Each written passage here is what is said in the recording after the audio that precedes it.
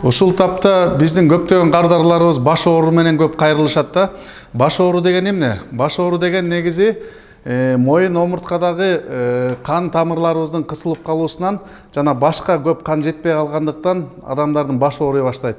Себеби дегенде кан тамыр менен башка кан бизде транспортник болуп эсептелгендиктен кан менен көптөгөн витаминдер барат, мээге башка көптөгөн витаминдер барат.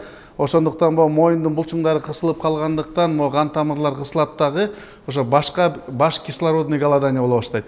Эми укалоочу ыкма менен биз моюндагы булчуңдарды жумшарткандан кийин кан тамырдын багыты нормалдашат дагы, башка кандын жетүүсү нормалдашкандан кийин анан баш оорудан арылып, биздин көптөгөн кардарларыбыз баштары айыгып, жеңилдеп калышат. Мен 10 жылдан бери башым ооруп, давлениям түшпөй жүрчү. Анан келип алып, мына бүгүн 5 күн болду.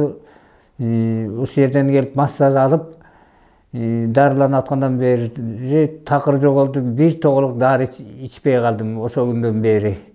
Ушул күнгө чейин ичип жүрчүмүн, деги эле дарылардын баары аяк жагында жакпай да калган. Эми Кудайга шүгүр бул жерден жакшы болуп калдым.